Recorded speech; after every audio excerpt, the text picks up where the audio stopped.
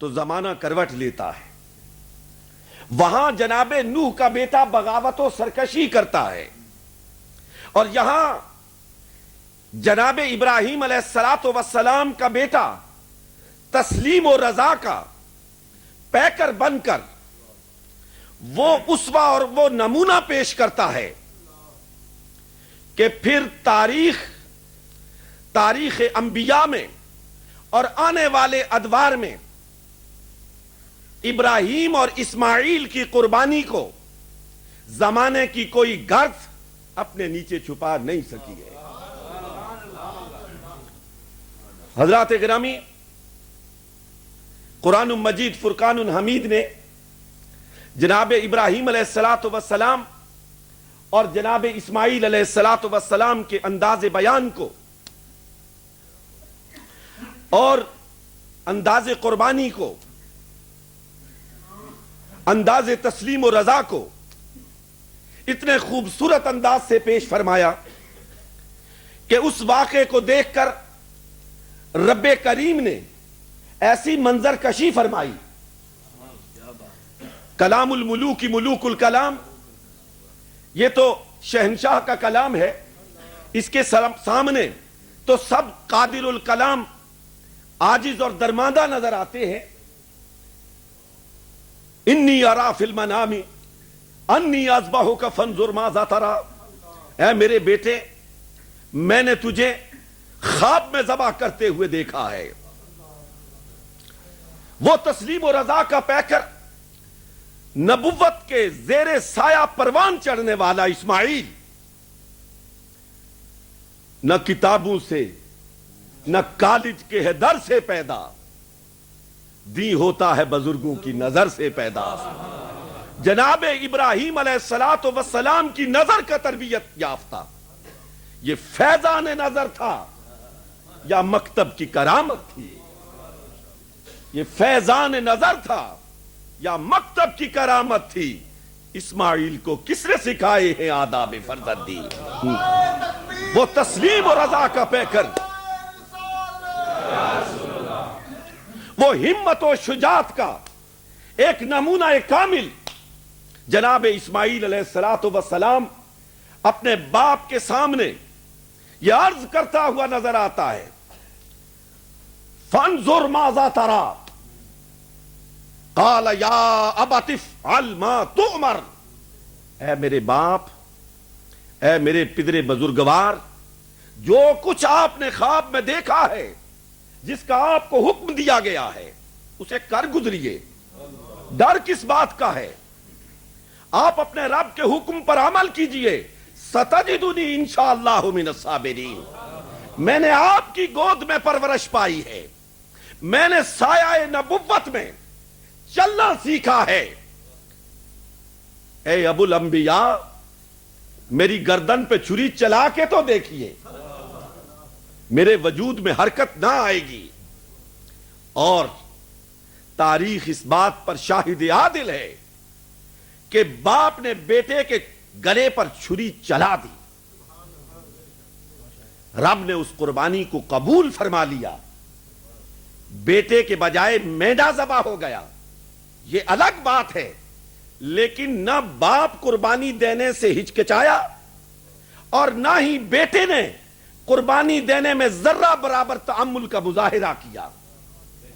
حضرات گرامی، میں اس جانب آپ کی توجہ کو مبذول کرانے کی اس لیے کوشش کر رہا ہوں کہ قربانی کا یہ سلسلہ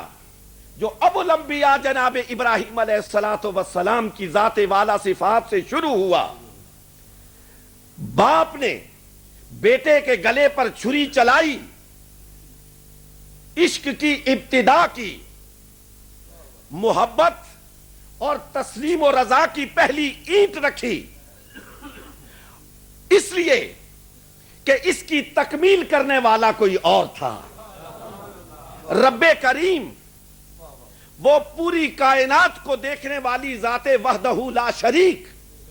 تاریخ اسلام پر، تاریخ عالم انسانیت پر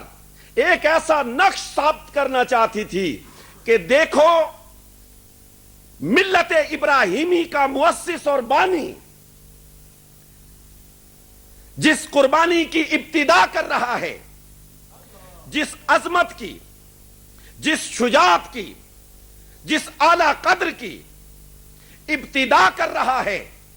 اس کی انتہا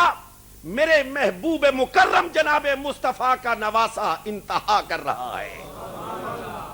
وہاں بیٹا قربان ہونے کے لیے تیار ہوا، یہاں نواسا رسول نے قربانی دے کر اس قربانی کی پہلی اینٹ کو جس عمارت میں رکھی گئی تھی اس کو کمال اوج تک پہنچا دیا۔ حضرات گرامی، میں انتہائی اختصار کے ساتھ آپ کی توجہ اس جانب مبذول کرانا چاہتا ہوں کہ سیدنا حسین رضی اللہ تعالی عنہ، ڈاکٹر صاحب نے بہت خوبصورتی کے ساتھ، انتہائی عمدگی کے ساتھ ہمیں انتہائی مفید معلومات سے بہرہ مند فرمایا۔ وہ نواسہ رسول ہیں، وہ جگر گوشہ رسول ہیں۔ حضرت سیدنا نے جناب فاطمہ الزہرا کے گھر میں ولادت باسعادت پائی۔ وہ فاطمہ الزہرا کہ حضرت سیدنا صدیق اکبر آئیں، سرکار نہ اٹھے، سیدنا فاروق اعظم آئے، سرکار نہ اٹھے، لیکن یہ محبوب بیٹی آئے تو سرکار ان کے احترام میں کھڑے ہو جائیں، اور میں یہ ایمان رکھتا ہوں کہ جس کے احترام میں سرکار کھڑے ہوں اس کے احترام میں کائنات کھڑی ہو جاتی ہے۔ حضرات گرامی، یہ تمام عظمتیں، مجھے ان عظمتوں کا انکار نہیں، یہ بڑی عظمتیں ہیں، ان میں سے ایک ایک عظمت پہ دنیا کی ہزاروں نہیں لاکھوں عظمتیں قربان کی جا سکتی ہیں، لیکن میں ایک جانب حضرت پیر صاحب کی تصدیق کے ساتھ سیدنا حسین کی عظمت کی طرف آپ کی توجہ دلانا چاہتا ہوں۔ حضرات، وہ نواسہ رسول تھے، وہ فاطمہ الزہرا کے لخت جگر تھے، وہ حضرت علی المرتضیٰ کے فرزند ارجمند تھے۔ یہ ساری خوبیاں، یہ تمام کمالات، یہ تمام عظمتیں اپنے دامن میں سمیٹے ہوئے تھے، لیکن مجھے ان کی جو سب سے بڑی عظمت نظر آتی ہے وہ یہ ہے کہ وہ صحابی رسول تھے، وہ صحابی رسول تھے، اور جس سے ٹکر ہوئی وہ صحابی رسول نہیں تھا۔ وہ کچھ بھی ہو، وہ سیدنا حسین رضی اللہ تعالی عنہ کے پاؤں سے اٹھنے والی گرد اور اس گرد سے بھی مس ہونے والے ریت کے ذروں کے برابر نہیں ہو سکتا، اس لیے کہ جناب حسین رضی اللہ تعالی عنہ نے روح مصطفیٰ کی زیارت کی تھی، مصطفیٰ کے کندھوں پر بیٹھنے کا اعزاز حاصل کیا تھا۔ یہ تو حسین وہ ہیں۔ میں نے ایک روایت پڑھی تھی ڈاکٹر صاحب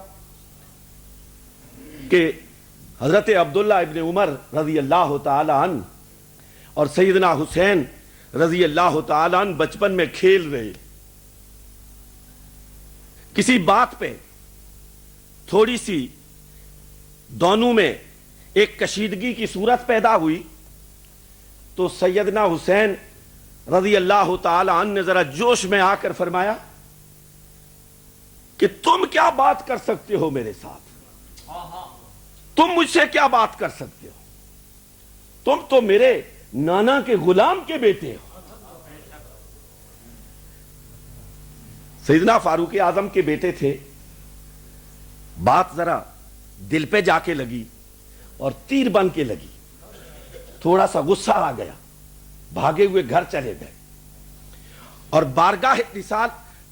بارگاہ فاروق اعظم رضی اللہ تعالی عنہ میں عرض کیا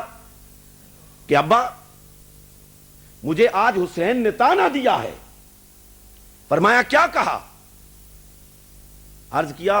ابا انہوں نے مجھے کہا کہ تم میرے نانا کے غلام کے بیٹے ہو۔ سیدنا فاروق اعظم وہ فاروق اعظم کہ جس کی عظمتوں کے سامنے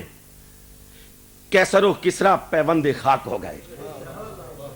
اور سید دو عالم صلی اللہ علیہ وسلم نے جس کے بارے میں زبان نبوت سے یہ ارشاد فرمایا کہ اس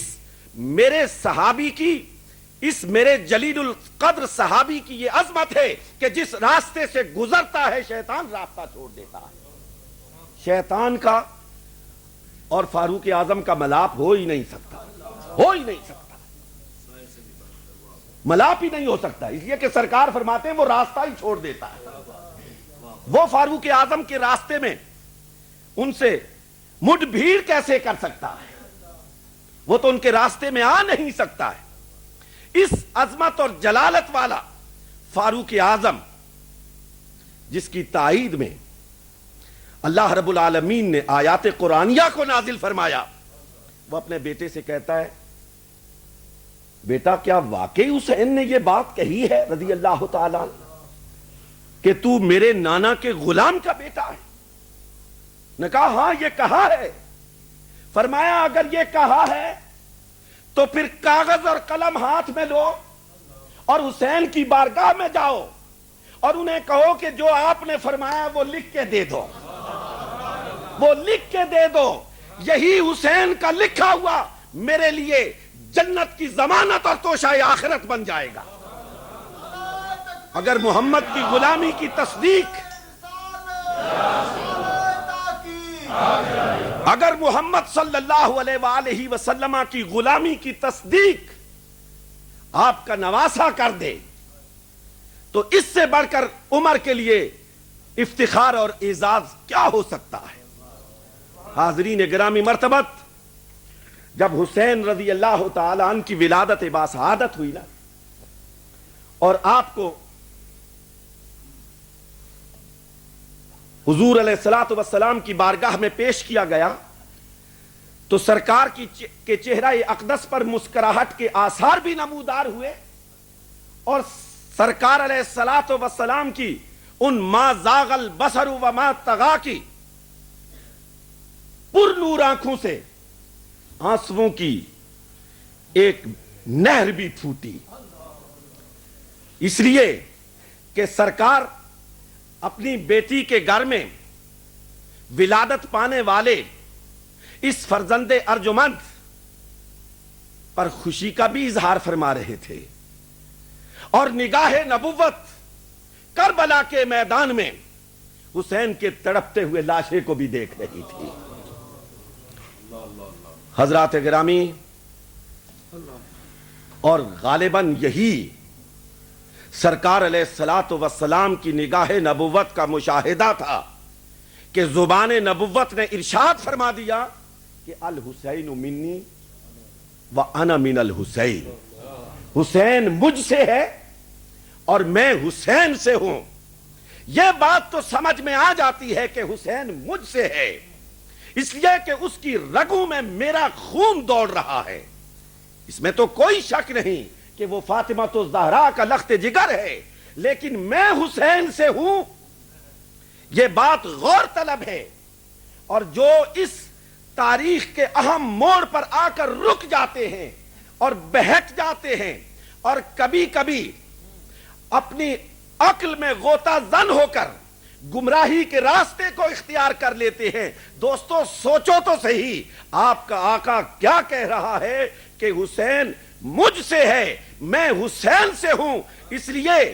کہ ایک وقت آنے والا ہے حق اور باطل باہم ٹکرائیں گے، اسلام اور اسلام کی مخالف قوت، اسلام کی مخالف قوت اس بنا پر کہہ رہا ہوں۔ ایک عصر حاضر کے عالم نے کہا تھا، نام نہیں لیتا، انہوں نے ایک بڑی اچھی بات کہی کہ اگر کفر ننگا ہو کر سامنے آ جائے تو پھر اس کے ساتھ لڑنا کوئی مشکل کام نہیں ہوتا، لوگوں کو اس کے ساتھ برسرے پیکار ہونے کے لیے آمادہ